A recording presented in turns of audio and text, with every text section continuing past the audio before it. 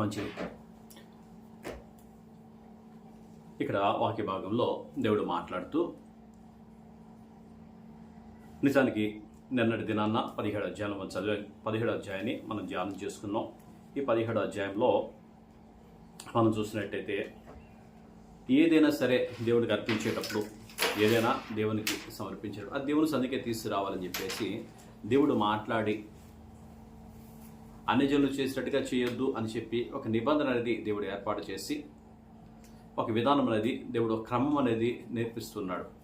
నిజానికి ఈ ప్రజలందరూ కూడా ఐగుప్తులో ఉన్నప్పుడు, ఐగుప్తు జనాంగం ఉన్నప్పుడు వారి ఇష్టానుసారంగా ఉన్నారు, వారి ఇష్టం వచ్చినట్టు జీవించారు. అయితే దేవుని సన్నిధికి వచ్చిన తర్వాత దేవుని ప్రజలుగా, దేవుని పిల్లలుగా వారు అయిన తర్వాత దేవుడు చెప్పినట్టుగా ఎలాగ జీవించాలో అక్కడ నేర్పిస్తున్నాడు. ఒకసారి మనం చూసినట్లయితే నోవాహు దినాల్లో జలప్రళయం వచ్చి మొత్తం జనులందరూ కూడా నాశనం అయిపోయారు, చనిపోయారు. అక్కడ చదువుతున్న మాటలు చూస్తే వారందరూ కూడా దేవుడు ఏర్పాటు చేసిన మార్గాలు వారు చెరిపేసుకున్నారు అని చెప్పేది ఉంటుంది.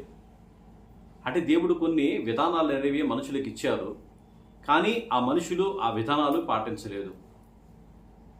నరుల కుమార్తెలు చక్కని వారిని దైవ కుమారులు చూసి వారి పెళ్లి చేసుకున్నారు, దేవుని కోపం వచ్చింది అని ఉంటుంది.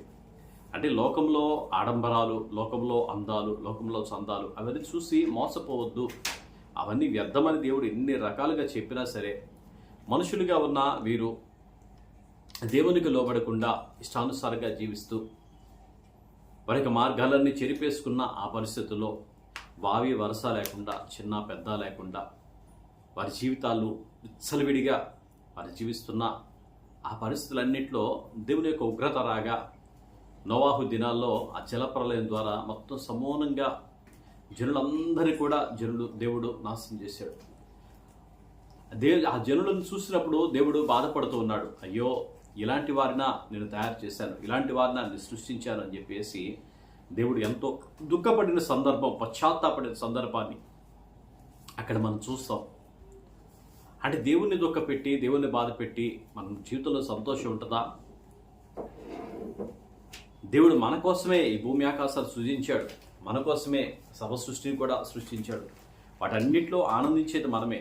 కానీ మనుషులమైన మనం ఎలా ఉండాలంటే ఒక క్రమం అనేది ఉండాలి. క్రమం లేకపోతే అక్రమమే. ఆ క్రమమైన విధానాన్ని ఇప్పుడు దేవుడు మరీ స్పష్టంగా నేర్పిస్తూ, అసలు క్రమం అంటే ఎలా ఉంటుందో ఆయన బోధిస్తూ, ఇశ్రాయేలు ప్రజలందరికీ కూడా ఒక కట్టడలు ఆయన నిర్ణయించి, ఒక కట్టడలు ఆయన బోధిస్తూ, కట్టడలు ఆయన నేర్పిస్తూ ఎలా ఉండాలో, ఏం చేయాలో అవన్నీ కూడా అరణ్యంలో మోషే ద్వారా దేవుడు తెలియచేస్తూ మాట్లాడుతూ రాయిస్తున్నాడు. చూడండి, అక్కడ బంధువుల మధ్యలో ఉండే సందర్భాలు, తండ్రి కూతుల మధ్యలో ఉండే సందర్భాలు, అత్తమామల మధ్యలో ఉండే సందర్భాలు, చిన్నమ్మ బాబాయిలో ఉండే సందర్భాలు, ఇవన్నీ కూడా ఏ బంధం ఎలా కొనసాగించాలో నేర్పిస్తున్నాడు. ఒకానొక రోజు అంటాడు, ఒకానొక సమయంలో ప్రభువే మాట్లాడుతాడు, నా నిమిత్తం తల్లినైనా, తండ్రినైనా, అన్నదమ్ములైనా, అక్క చెల్లినైనా అందరినీ కూడా విడిచిపెట్టకపోతే నా వాడు కాడు అని. అంటే వాళ్ళందరితో బంధుత్వం వద్దని కాదు, దేవుడిచ్చిన వాక్యం చాలా ప్రాముఖ్యమని, వాక్య ప్రకారంగా జీవించడం చాలా ప్రాముఖ్యమని దేవుడు మాట్లాడుతున్నాడు. ఆయన మాట ప్రకారం మనం జీవిస్తేనే ఆశీర్వాదం. అవన్నీ మనకు కావాలని ఆయనకి సమస్తమును కూడా తెలుసు. అవన్నీ తెలుసు కాబట్టి ఏ బంధాన్ని ఎలా కొనసాగించాలో ఆయన నేర్పిస్తూ, ఏ బంధంతో ఎలా ప్రవర్తించాలో ఆయన బోధిస్తూ మనకు అన్నీ కూడా ఇచ్చాడు. దేవుని వాక్యం అంటే, దేవుని గ్రంథం అంటే ఆషామాషి విషయమేమీ కాదు. అది పరిశుద్ధ గ్రంథం, పవిత్రమైన గ్రంథం, ప్రభు మనకిచ్చిన దివ్య గ్రంథం, ఆయన ప్రేమ లేఖ. ఆయన రాసిచ్చిన ప్రతి మాట కూడా మనం ధ్యానించినట్టయితే మన జీవితంలో మనం ఎలా ఉండాలో, మనం ఏం చేయాలో, ఏం చేయకూడదో, ఎలా మాట్లాడాలో, ఎలా ప్రవర్తించాలో, ఎలా ప్రవర్తించకూడదో, ఎవరిని ఎలా ప్రేమించాలో, ఎవరి దగ్గర ఎలా ఉండాలో అన్నీ కూడా దేవుడు నేర్పిస్తాడు. చూడండి, వాక్య భాగంలో మనం చూసినట్లయితే 18వ అధ్యాయం, లేవియా కాండము 18వ అధ్యాయము. మరియు యెహోవా మోషేకు ఇలాగ సెలవిచ్చాను, నేను మీ దేవుడైన యెహోవానని నీవు ఇశ్రాయేలుతో చెప్పుము. నేను మీ దేవుడైన యెహోవానని ఇశ్రాయేలుతో చెప్పుము. మీరు నివసించిన ఐగుప్తు దేశ ఆచారముల చొప్పున మీరు చేయకూడదు. నేను మిమ్మల్ని రప్పించుచున్న కనాను దేశ ఆచారముల చొప్పునను మీరు చేయకూడదు. వారి కట్టడలను బట్టి నడవకూడదు. మీరు నా విధులను గైకొనవలను, నా కట్టడలను బట్టి నడుచుకొనుటకు వాటిని ఆచరింపవలను.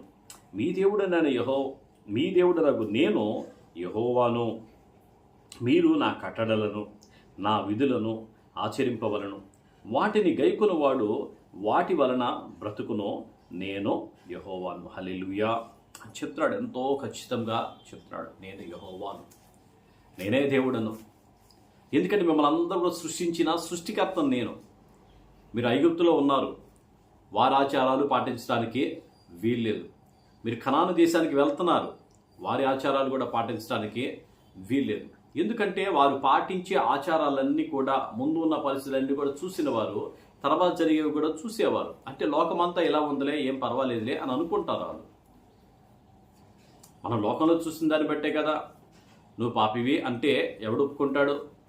నేను పరిశుద్ధున్నే అంటాడు. ఎందుకని? పక్కింటోడు, ఎదురింటోడు, వాళ్ళ స్నేహితులు, వాళ్ళ బంధువులు వాళ్ళు చూస్తూ ఉంటారు. వాళ్ళు చూసినప్పుడు వాళ్ళకంటే నేను మంచివాడినే కదా, వాడికంటే నేను శుభ్రంగానే ఉన్నా కదా, వాడికంటే నేను పరిశుద్ధిగా జీవిస్తున్నాను కదా, వాడు 100 అబద్ధాలు ఆడుతున్నా నేను ఒకటేగా ఆడేది, వాడు ఎన్నో దొంగతనాలు చేత నేను ఒకటేగా చేసేది, వాడికంటే నేను చాలా మంచివాడినే అని చెప్పి మనుషులతో వాళ్ళు పరిమాణం వేసుకుంటాడు.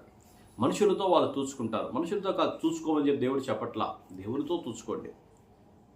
దేవునితో, ఆయన ప్రవర్తనతో, నేను పరిశుద్ధుని కనుక మీరును పరిశుద్ధిగా ఉండమని ప్రభువు సెలవిస్తుండగా, ప్రభువుతో మనం పోల్చుకొని బ్రతకాలి. ప్రభు ఎలా జీవిస్తున్నాడో, ప్రభు ఎలా ఆయన జీవితకాలను కొనసాగించాడో ఆయనను బట్టి మనం జీవించాలి. ఆయన బట్టి మనం కొనసాగించాలి. ఆయన మనుషులను ఎలా ప్రేమిస్తున్నాడో ఆ విధమైన ప్రేమే మనం చూపించాలి. కానీ మనుషుల పోలి కాదు. మనుషుల్ని బట్టి మనం జీవించే జీవితం అనేది ఉండకూడదు. మనుషులందరూ తాత్కాలికమైన వారు. ఈరోజు ఉంటారు, రేపు పోయిలోకి వెళ్ళిపోతారు. అందరూ కూడా గడ్డి పువ్వు లాంటి వారు. వారిని చూసి మన జీవనం అనేది కొనసాగించడం అనేది మంచిది కాదు. వారు ప్రభువును పట్టి నడుస్తూ ఉంటే, ప్రభువును పోలి నడుస్తూ ఉంటే వారిని చూడు. పౌలు గారు అంటున్నాడు, నేను ప్రభువును పోలి నడుచుకుంటున్నాను, మీరు నన్ను పోలి నడుచుకోండి అని. అది సాక్ష్యం. వారి జీవితం ప్రభువును పోలి నడుచుకుంటే మనం కూడా అలా నడుచుకోవచ్చు.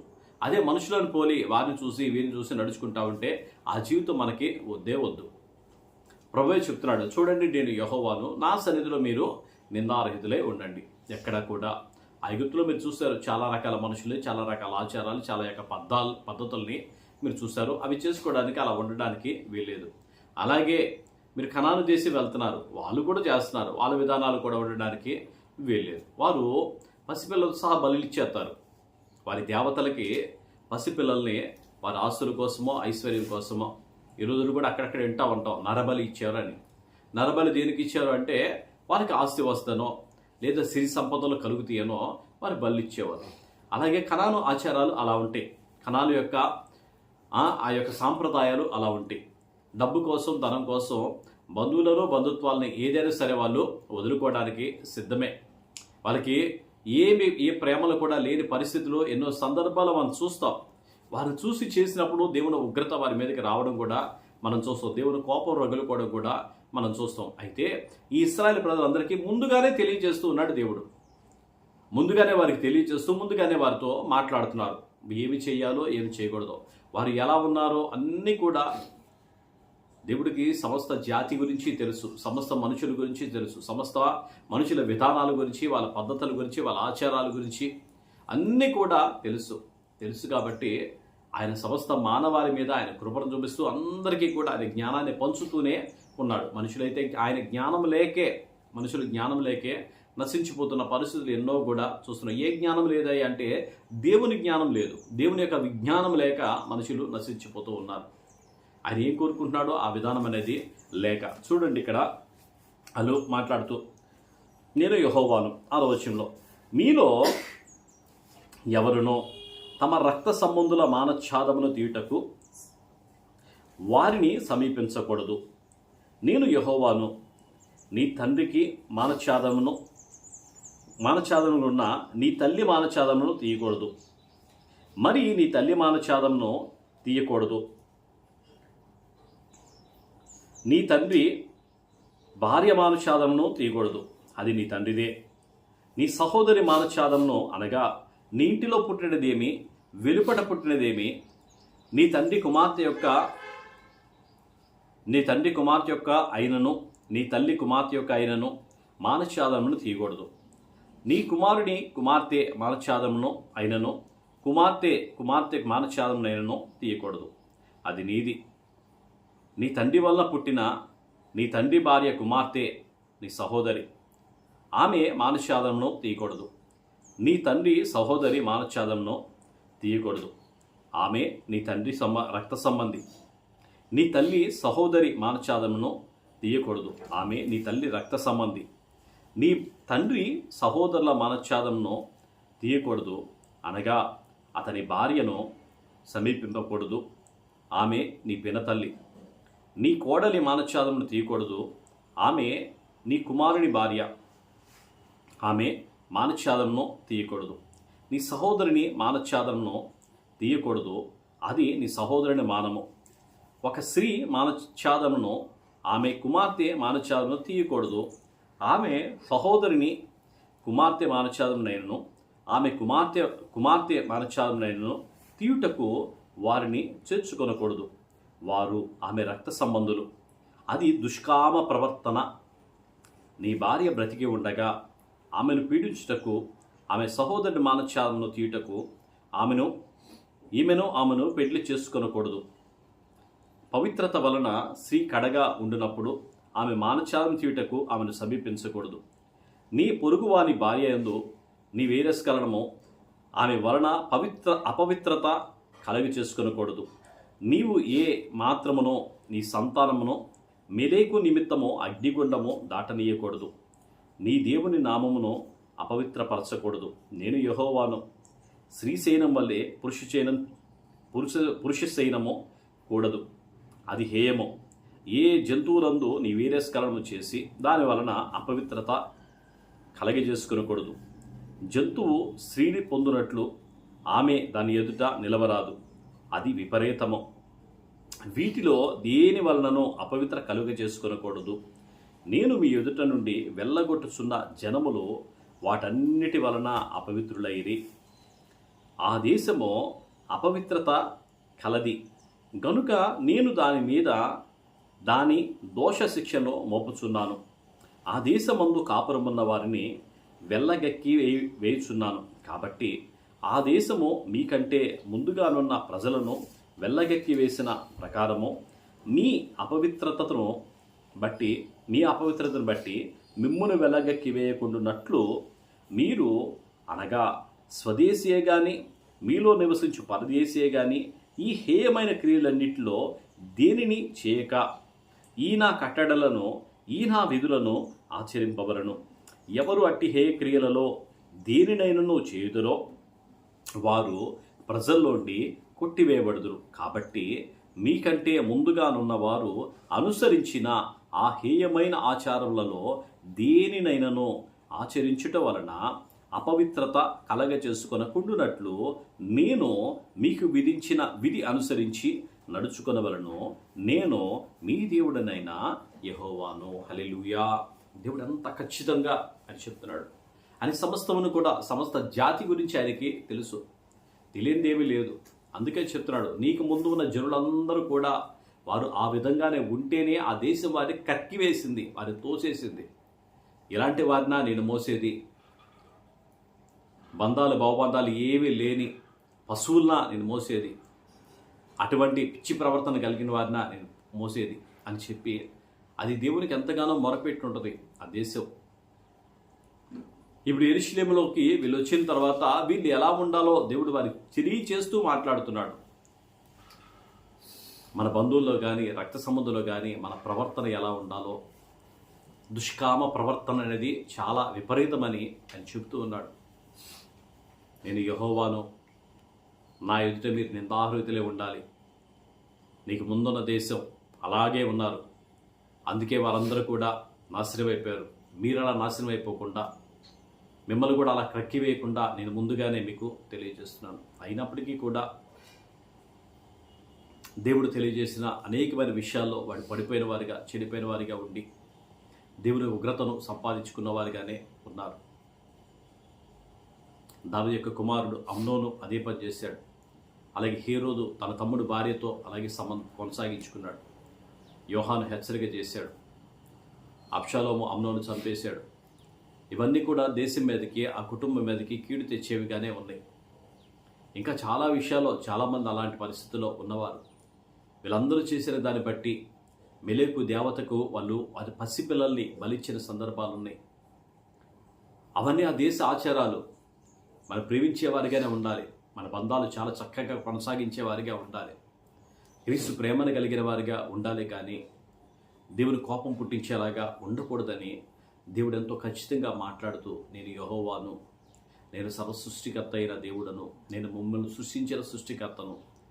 ఆ రోజులు జలప్రలయంలో వారందరూ కూడా మార్గాలు చెరిపేసుకొని వాళ్ళందరూ నాశనం అయిపోయినట్టుగా మీరు నాశనం అయిపోకూడదు అని చెప్పి ముందుగానే మీకు హెచ్చరిక చేస్తూ ఆ దేశంలో నేను ప్రవేశింపచేస్తున్నానని ముందు ఇక్కడ తెలియచేస్తూ ఈ యొక్క లేవ్యాకాండంలో ఆ ప్రజలకి, ఆ జనులకి అన్నీ కూడా బోధిస్తూ ముందుకు తీసుకొని వెళ్తున్నాడు. అలాంటి ప్రవర్తనలో మనం ఎక్కడైనా ఉంటే ఈరోజే దేవుడి దగ్గర ఒప్పుకొని, అయ్యా నాకు తెలియక చేశాను ప్రభువా, నీ మాట లక్ష్య పెట్టకుండా చేశానయ్యా, దయతో నన్ను క్షమించు ప్రభువా, ఇంకెప్పుడు కూడా అటువంటి పరిస్థితి నా దగ్గరికి రానికుండా నేను జాగ్రత్త పడతానయ్యా, ఎప్పుడు కూడా నీ మాటను కానీ నీ ఉగ్రతను కానీ నేను ప్రభువా నా మీదకి రాకుండా నాయన నీ మాట వినే బిడ్డగా నేను ఉంటాను ప్రభువా అని ప్రార్థన చేసుకుందాం. అని క్షమించే దేవుడు, కృప చూపే దేవుడు. ముందున్న జీవితం ఎలాగున్నా పర్లేదు, కానీ ఇక్కడి నుండి అయినా ముందు వెళ్ళే జీవితం. అందుకే చెప్తున్నాడు, ఐగుప్తులో వాళ్ళు ఇలాంటి పరిస్థితులు కొంతమంది ఉండే ఉంటారు. వాళ్ళు కూడా తీసుకొని వచ్చి అక్కడ చెప్తూ ఉన్నాడు. ఇప్పుడు ముందున్న దేశం అనమాట, కనాను దేశం. అక్కడికి వెళ్ళిన తర్వాత అంటే మన ముందున్న జీవితం అంతా కూడా ప్రభువుకి ఆశీర్వాదకరంగా, ప్రభువు మెచ్చుకునేలాగా, మనకి మన బిడ్డలకి ఆశీర్వాదకరంగా ఉండునట్లుగా, దేవుని సందులో నమ్మకస్తులుగా మనం ఉండేటట్లుగా. అందుకే దేవుని వాక్యాన్ని రోజు చదవమని చెప్పేది. దివారాత్రము యెహోవా ధర్మశాస్త్రం ధ్యానించేవాడు ధన్యుడు. వాడు నీటి కాలువలు ఎవరన్నా నాటబడినదే తన కాలమందు ఫలమిచ్చే చెట్టులాగా ఉంటాడు అని చెప్పి ప్రభు వాక్యం సెలవిస్తుండగా, రోజు దేవుని వాక్యాన్ని చదవడం వల్ల ఎంత ఆశీర్వాదమో, మన జీవితాలకి ఎంత కట్టడో, మన ఆత్మకి ఎంత ఆశీర్వాదమో. ప్రార్థన చేసుకుందాం. దేవుడి మాటలు దీవించి ఆశ్రయించునుగాక. స్తోత్రం నాయన, మహాపరిశుద్ధుడైన దేవ, మీకే వందనాలు, స్తోత్రాలు. మహోన్నతుడ, మహాగణుడ, గొప్పవాడ, జీవం గల యేసయ్య, జీవాధిపతి, మీకు స్తోత్రాలు చేస్తూ మీరే మహిమ పొందండి ప్రభువా. నా తండ్రి, నా దేవా, మీకు స్తోత్రాలు చేస్తూ మీరే మహిమ పొందండి ప్రభువా. అయా వాక్యాన్ని అందరైతే వినుస్తున్నారు నాయన, వారందరినీ దీవించండి, వారందరిని ఆశ్రయించండి ప్రభువా. తండ్రి మీకే వందనాలు, స్తోత్రాలు. మీ కృప, మీ దయా మా మీద ఉంచండి. మీ ఆత్మ అభిషేకం ఉంచిన ఆయన, మీ వాక్యాన్ని నీరు కట్టి ఫలింపచేసిన అయినా, అయ్యా జనుల హృదయాన్ని అయినా, మీ వాక్యం ఎంత గొప్పదో ప్రభువా. అయ్యా మీరు ఎంత ప్రేమించే దేవుడో ప్రభువా. అయ్యా తండ్రి వాక్యం ద్వారానైనా జనులు గ్రహించడానికి మీ సహాయం దయచేసిన ఆయన. అయ్యా మాకు కాదు తండ్రి, మీకే మహిమ రావాలి తండ్రి. నాన్న మీ వాక్యం ఎంత గొప్పదోనైనా వారు గ్రహించుకునేలాగా మీ ఆత్మాభిషేకంతో మమ్మల్ని నడిపించి మీ సహాయం దయచేవారి యేసు నామములో అడిగి వేడుకొంచున్నాం తండ్రి, ఆమేన్.